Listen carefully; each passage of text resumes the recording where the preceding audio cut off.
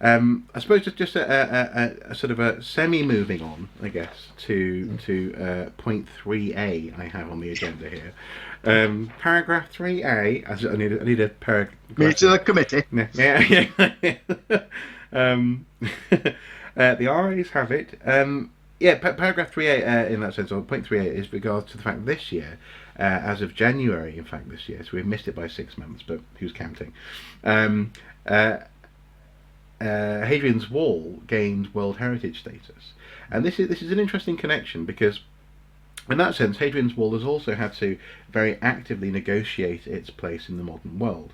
It's in fact a couple of days ago I drove the military road, which for large sections of it is actually the wall. The road is the foundation of the road is the Hadrian's Wall, and from the outside, and frankly, I think before I was really intimate with this monument, before I actually knew where the monument was and what it was in the landscape, I think I would have been utterly horrified at the prospect of people having used Hadrian's Wall as a road or to build their houses or whatever. But this is a monument that's been around for the better part of 2,000 years, and in that time, the military road was built in 1746, so only a few hundred years ago. In that time, people have had to come to this monument and make decisions about what they required of it. And so, in the case of the Hanoverians fighting or wanting to keep at bay people like the Jacobites, they built a road on it. They made it into a road. In the case of people farming the landscape, they used it to build dry stone walls. And now, really, I suppose the money shots of Hadrian's Wall, those beautiful, sowing shields, crags, and all this kind of thing, these places on the route which are just so epic and beautiful. Those are the ones that have survived because, frankly, they were just less accessible. They would have been gone as well. They would have been repurposed as well. It's interesting how we are in this 30th year of World Heritage status, which I think is commendable. Well done.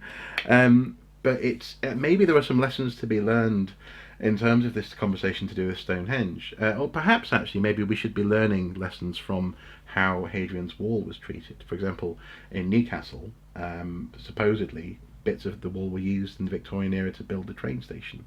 So maybe actually we should be using that to re-emphasise that if you get this wrong at Stonehenge, then it's forever. Except that I think, again, as archaeologists all the time, we're talking about landscapes as an entirety. We're not trying to, with Stonehenge, you can extract moments from the Mesolithic, as we now know, right the way through the Neolithic into the Bronze Age. We've had our Dutch invasion in the media recently, wiping out the local population, And installing lots of windows. That's but then it's, as a cultural phenomenon through the Roman period, Geoffrey of Monmouth, and the legend and the legendary status of Stonehenge, distinctly in the association with modern Druidism and so on, right the way through to the present, and the A303 and the Battle of the Beanfield and the Stonehenge Festival,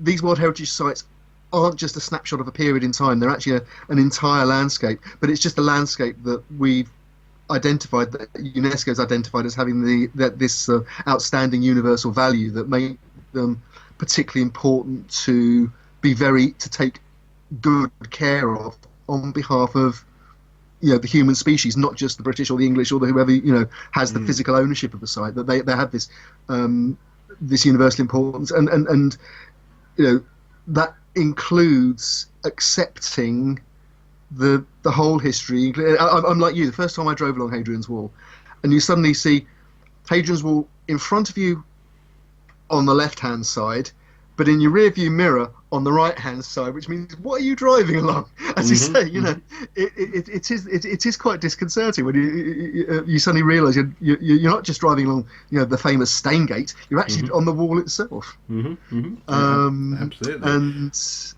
but that's accepted in the status. The thing about World Heritage status, it's about custodianship, responsible custodianship on behalf of humanity going forward. Accepting what you've got. It doesn't imply any, you're trying to return it to, the period, to 130 AD, just after it was all completed, and you got this wonderful, lime washed wall looking pristine with the Roman army in full dress review and Hadrian trotting up and down the lines taking the salute. You can't do that, and nobody's pretending that you can or even want to. It's just recognising it for what it is, and that it does, it is this fabulous, very special monument, and deserves a bit of extra special care. Definitely. Well, for those people who are interested, there has been actually, I'll put a link below. There's been a wonderful website produced to sort of mark this 30th anniversary.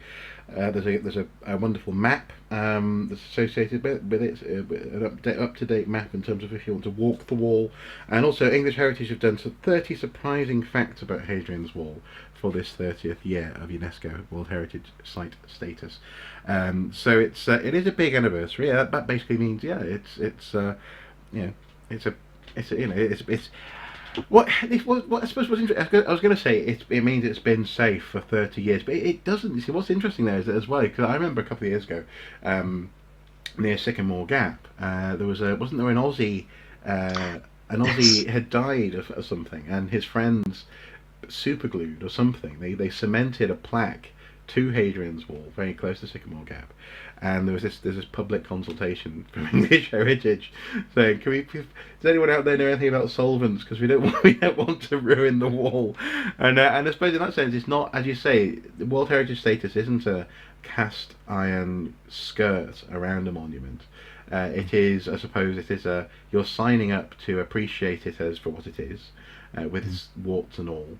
But also as well, you're signing up to do your level best to try and keep it at that sort of level as well. Yeah, and preserve setting, because they talk about it's not just the World Heritage Site itself, but it's the threshold area as well that leads into it, and which is part of the problem in Liverpool.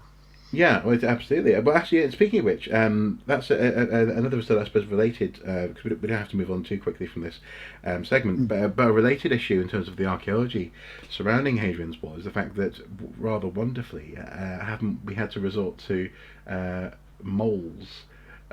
So we use you can't stop a mole digging where it's digging. So if a mole digs near Hadrian's Wall and happens to pop up a beautiful little bit of Samian ware pottery, then that's a wonderful little sample that we can have archaeologically. So we've also had to find interesting ways of sampling the site or around the site where we're not allowed to dig, precisely because it is such an archaeologically important place. Badgers and rabbits make very good archaeologists as well, but they're not as well trained, and they do tend to damage things if you're not careful. They do, but at least they kind of sample in straight lines. That's what's great. They sort of go, a little bit of a wobble here and there, but so yes, 30 years, well done, Hadrian's Wall, and here's hoping it makes it to 60. Post Brexit, post everything else, World Heritage status.